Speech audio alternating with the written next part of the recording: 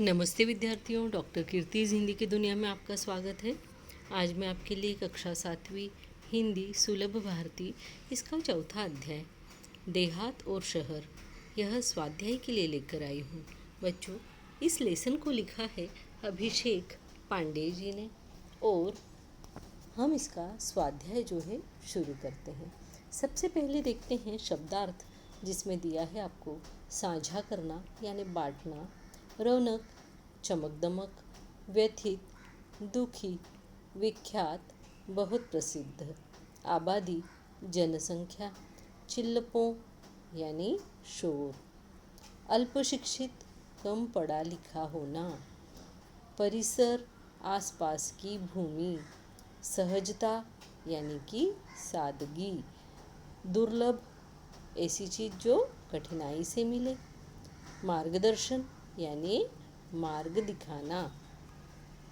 मुहावरे कुछ दिए हुए हैं, देखते हैं कौन से हैं। दुखड़ा रोना, इसका अर्थ होता है दुख सुनाना। वाक्य देख लेते हैं। ऐसे लोग मुझे बिल्कुल पसंद नहीं जो हर समय अपना दुखड़ा सुनाते रहते हैं या दुखड़ा रोते रहते हैं। दिन दूनी रात चौगुनी उन्नति करना, इसका अर्थ होता है तेज गति से विकास करना। बच्चों, हम वाक्य बनाएंगे। बड़ों के आशीर्वाद से किसी भी कार्य में दिन दूनी रात चौगुनी वृद्धि होती है, इसलिए हमें कोई भी कार्य करने से पहले हमारे बड़ों का आशीर्वाद लेना चाहिए। अगला देखते हैं मुहावरा चार चांद लगाना, इसका अर्थ है शोभा बढ़ाना। वाक्य बनाएंगे। मेरे नाना नानी के आने से मेरी माँ के जन्मदिवस के कार्यक्रम में 4 चांद लग गए। तो इस तरह से हम वाक्य बनाते हैं बच्चों। अगला देखते हैं प्रश्न। अगले दिए हुए हमें कहावत।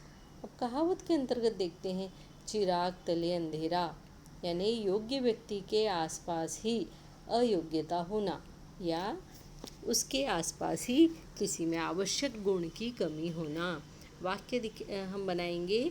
शर्मा जी कॉलेज में प्रोफेसर है, परंतु उनका स्वयं का बेटा अल्पशिक्षित है। यह तो वही बात हुई जैसे चिराग तले अंधेरा।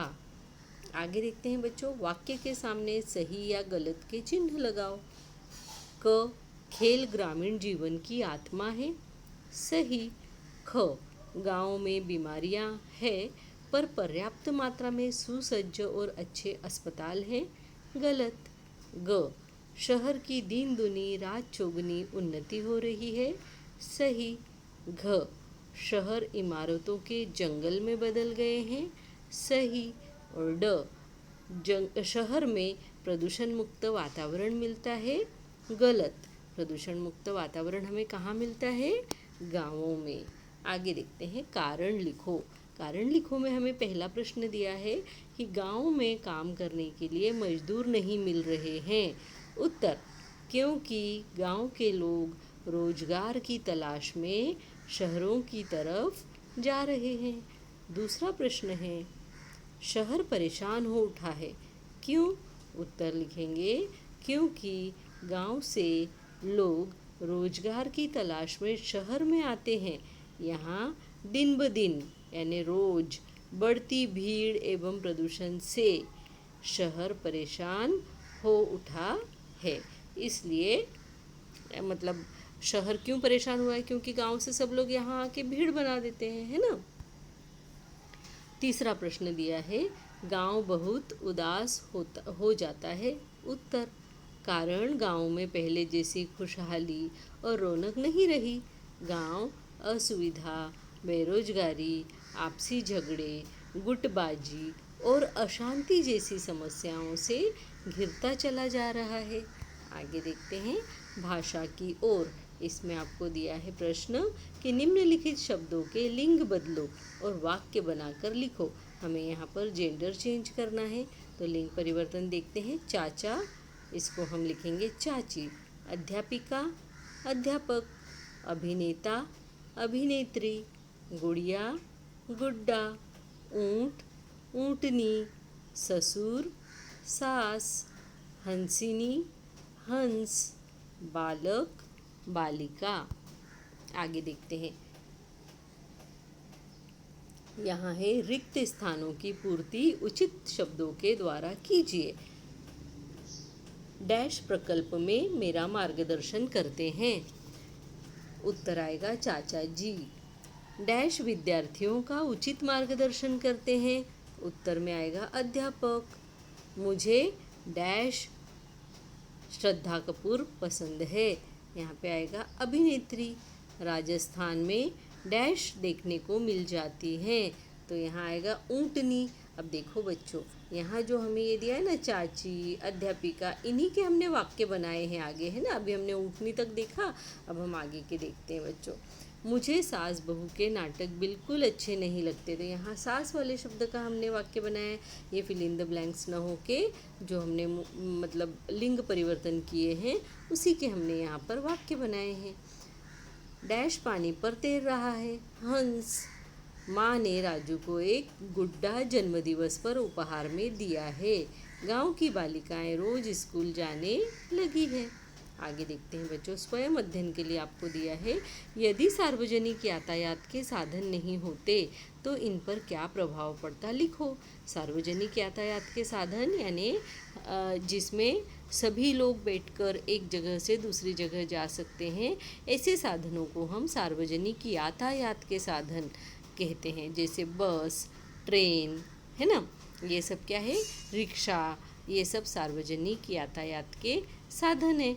तो अब देखते हैं गाँव में अगर सार्वजनिक यातायात के साधन न हो तो क्या होगा, शहर में न हो तो क्या होगा, महानगरों में न हो तो क्या होगा, और देश में अगर ना हो तो क्या होगा। तो सबसे पहले गांव, अगर गांव में यातायात के साधन नहीं होंगे तो क्या होगा, वो हम लिख रहे हैं। देखिए, गांव के लोग गांव से बाहर आने जाने के लिए पूरी तरह से सार्वजनिक यातायात के साधनों पर ही निर्भर रहते हैं। यदि ये साधन नहीं होते तो किसान शहरों में जाकर खेती के लिए बीज, खाद आदि समय पर न ला पाते। गांव के बच्चे स्कूली शिक्षा के बाद आगे की पढ़ाई के लिए शहर नहीं जा पाते, क्योंकि गाँव में स्कूलें 5वीं तक, 6ठी तक होती है, फिर उसके आगे की पढ़ाई के लिए शहरों में जाना होता है। अगर बस रहती है तो गांव के बच्चे सुबह जाते हैं, शाम को घर आ जाते हैं। अगर बस नहीं होती तो उन्हें उस जगह पर जाकर रहना पड़ता है ना, और आगे की पढ़ाई के लिए वे दूसरी जगह शहर रोज़ आ जा नहीं पाते। बीमार व्यक्ति को सही समय पर इलाज नहीं मिल पाता। क्यों? क्योंकि गाँव में जो है अस्पतालों की बहुत कमी है, अच्छे डॉक्टरों की कमी है, इसलिए जो है बस वगैरह रहती है, ट्रेन रहती है, तो ये बीमार व्यक्ति को जल्दी से एक जगह से दूसरी जगह लेकर जाया जा सकता है। गांव के छोटे छोटे व्यापारी शहरों से बेचने के लिए सामान नहीं ला पाते। अब गाँव में जो भी दुकानें होती है तो वहाँ के दुकानदार शहरों से ही चीज़ें लेकर जाते हैं और फिर वहाँ पर बेचते हैं। इससे गांव के विकास की गति और पिछड़ जाती, क्योंकि आज भी हमारे गांव जो है शहरों की तुलना में पिछड़े हुए हैं। तो अगर ये सारी सुविधाएं, यातायात के साधन नहीं होते सार्वजनिक, तो फिर उनकी परिस्थिति जो है और भी ज़्यादा पिछड़ी हुई होती। आगे देखते हैं बच्चों। शहरों में अगर सार्वजनिक यातायात के साधन नहीं होते तो क्या होता, शहरों में ज़्यादा भीड़ भाड़ होने के कारण लोग एक स्थान से दूसरे स्थान समय पर पहुंचने के लिए सार्वजनिक यातायात के साधनों का उपयोग करते हैं। यदि ये साधन न हो तो शहर के लोगों की परेशानियां बढ़ जाएंगी। अब देखो, शहर बड़े होते हैं, यहाँ मनुष्य जो है रहते कहीं है और उनकी जो नौकरी होती है वो कहीं बहुत दूर होती है। तो जाने आने के लिए वे लोग या तो बस या तो ट्रेन, इन चीज़ों का उपयोग करते हैं। अगर ये नहीं होती तो वे ऑफिस जो है समय पर नहीं पहुंच पाएंगे। और क्योंकि भीड़ है, ट्रेन में ज़्यादा से ज़्यादा लोग एक साथ बैठकर एक जगह से दूसरी जगह जा सकते हैं, है ना बच्चों। आगे देखते हैं महानगर जो होते हैं वो शहरों से बड़े होते हैं। तो स्कूल, कॉलेज, दफ्तर यानी ऑफिस आदि जगहों पर समय से पहुंचने के लिए महानगरों में लोगों के सार्वजनिक यातायात के साधनों पर ही निर्भर रहते हैं। जो लोग होते हैं वे, यहाँ के कट कर दीजिएगा, है ना, लोग सार्वजनिक यातायात के साधनों पर ही निर्भर रहते हैं। यदि ये साधन नहीं होते तो महानगर के लोगों को भी कई परेशानियों का सामना करना पड़ता। तो आगे देखते हैं बच्चों। मतलब शहर और महानगर की परेशानियां जो है लगभग समान है। अगर देश में सार्वजनिक यातायात के साधन नहीं होते तो सार्वजनिक यातायात के साधनों जैसे रेल, बस आदि से लोग अपने देश में आसानी से एक राज्य से दूसरे राज्य, एक शहर से दूसरे शहर या कहीं भी आ जा सकते हैं। यदि ये साधन नहीं होते तो हमें भारत जैसे विशाल देश में बहुत परेशानी होती। किस चीज़ में? एक जगह से दूसरी जगह जाने आने में। आगे देखते हैं बच्चों, विचार मंथन में आपको प्रश्न दिया हुआ है कि गांव का विकास देश का विकास, इस विषय पर संवाद सुनो और सुनाओ। उत्तर में हम लिखेंगे भारत गांवों का देश है। हमारे देश की 75% जनसंख्या गांवों में रहती है और उनका मुख्य व्यवसाय खेती है। यदि हमारे देश के गांव पिछड़े हुए रहेंगे तो हम अन्न के क्षेत्र में कभी भी आत्मनिर्भर नहीं बन पाएंगे। इसलिए सर्वप्रथम हमें गांवों के किसानों की दशा को सुधारना होगा, गांवों को सर्व सुविधा संपन्न बनाना होगा। जब हमारे देश में गांवों का विकास होगा तभी हमारे देश का विकास संभव हो पाएगा। गांवों को दुर्लक्षित करके हम कभी भी विकास की गति को नहीं बढ़ा पाएंगे। गांव शिक्षित तभी देश शिक्षित, गांव संपन्न तभी देश संपन्न। एक गांव का विकास ही देश का एवं गांव का विकास ही देश का विकास है। जब मतलब एक परिवार में भी होता है ना बच्चों, एक आगे बढ़ जाए तो क्या मतलब, जब सब अच्छे आगे बढ़े तब वो परिवार को आगे बढ़ा हुआ माना जाता है। वैसे ही हमारे देश में अगर कोई एक शहर अच्छा हो जाए तो उससे हमारे देश का विकास नहीं होता, बल्कि अगर हमारे छोटे छोटे गांव भी जब प्रगति की दौड़ में आगे बढ़ने लगते हैं तब जाकर हमारे देश का विकास या हमारे देश को विकासशील कहा जा सकता है।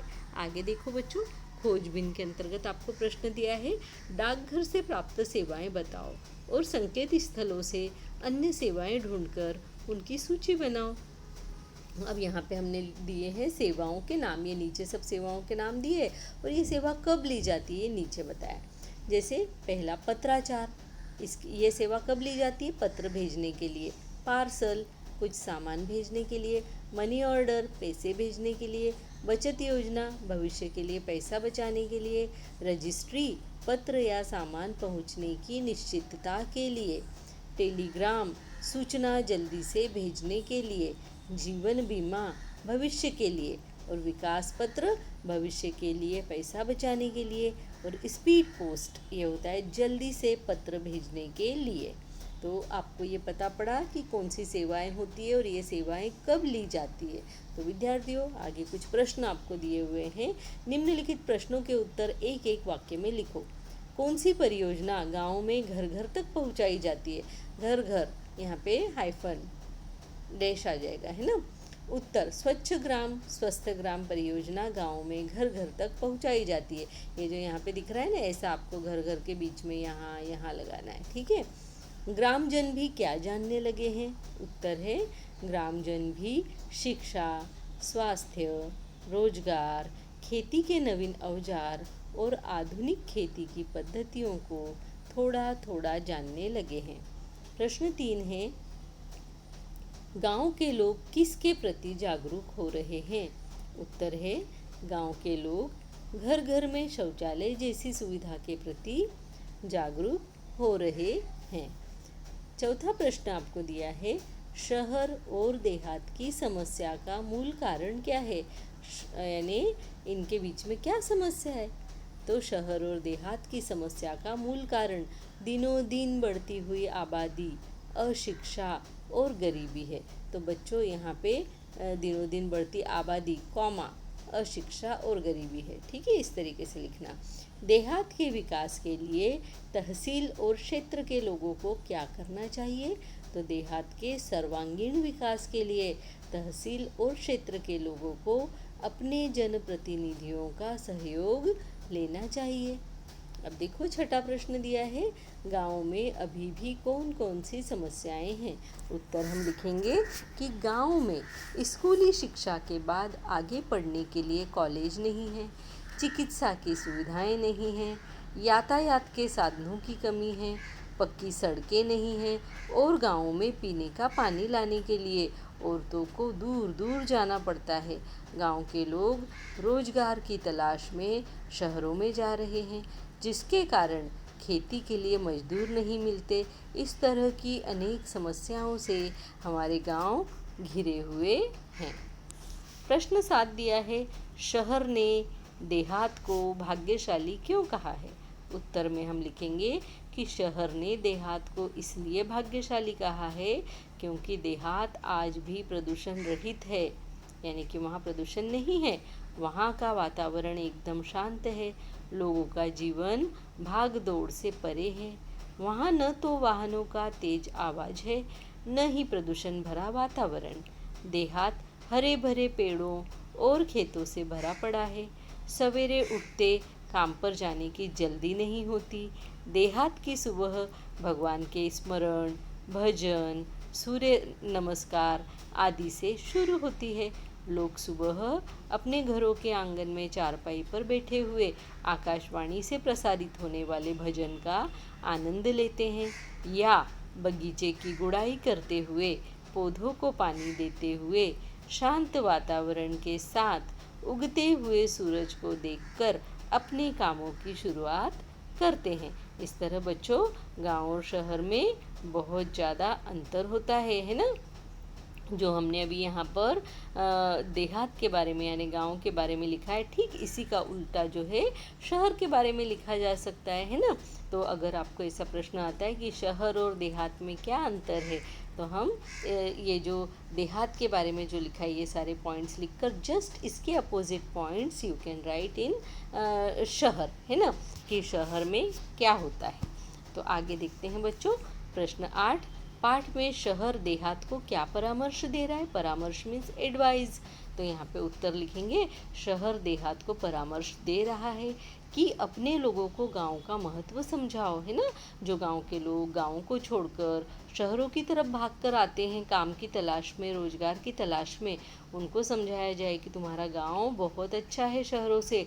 यहाँ तो प्रदूषण भरा पड़ा है, लोगों की भीड़ है, रहने के लिए घर नहीं है, तो इससे तो अच्छा वातावरण देहात में है, क्योंकि वहाँ हरियाली है, प्रदूषण नहीं है, स्वच्छ हवा है, और वहाँ का वातावरण शहरों के वातावरण से बहुत ज़्यादा अच्छा है। तो इसीलिए शहर देहात को बोलता है कि तुम अपने लोगों को गांव का महत्व समझाओ। उन्हें बुराई से दूर रखकर विभिन्न व्यावसायिक कौशलों जैसे कंप्यूटर संबंधी जानकारी विकसित करने पर ध्यान दो। ये हमें लेसन के अंदर दिया हुआ है, ये जो शहर और देहात पार्ट है ना, इसके अंदर दिया हुआ है, उसी में से हमने इस आंसर को लिया है। सहकारिता पर आधारित छोटे छोटे उद्योग, कृषि आधारित लघु उद्योग, फलोत्पादन, औषधीय वनस्पतियों की खेती, पशुपालन शुरू किए जा सकते हैं। ऐसा गांव के लोगों को बताओ। ये शहर जो है वो देहात को जो पत्र लिख रहा है उसके अंदर बोल रहा है। अपने सर्वांगीण विकास के लिए तहसील क्षेत्र के लोगों को अपने जनप्रतिनिधियों का सहयोग लेना चाहिए। तो बच्चों, यहाँ पे देखा ना आपने कि देहात जो है वो शहर को पत्र लिखता है और शहर जो है वो देहात को पत्र लिखता है। तो इसमें हमें बताया गया है कि देहात बोलता है कि तुम शहर को कि तुम्हारे पास सब कुछ है, ये है वो है, तब जाकर शहर देहात को जो पत्र लिखता है उसमें बताता है कि तुम्हें भले ही यहाँ की चकाचौंध, यहाँ की चमक अच्छी लगती है, लेकिन यहाँ इतनी सारी परेशानियाँ हैं, जबकि तुम तो बहुत अच्छे हो, है ना। ये सारी बातें हमें इस लेसन में पता पड़ती है। तो बच्चों को कैसा लगा आपको ये स्वाध्याय, मुझे कमेंट बॉक्स में लिखकर ज़रूर से बताइएगा। मिलती हूँ आपसे अगले किसी अच्छे से वीडियो में, तब तक के लिए नमस्ते बच्चों, धन्यवाद।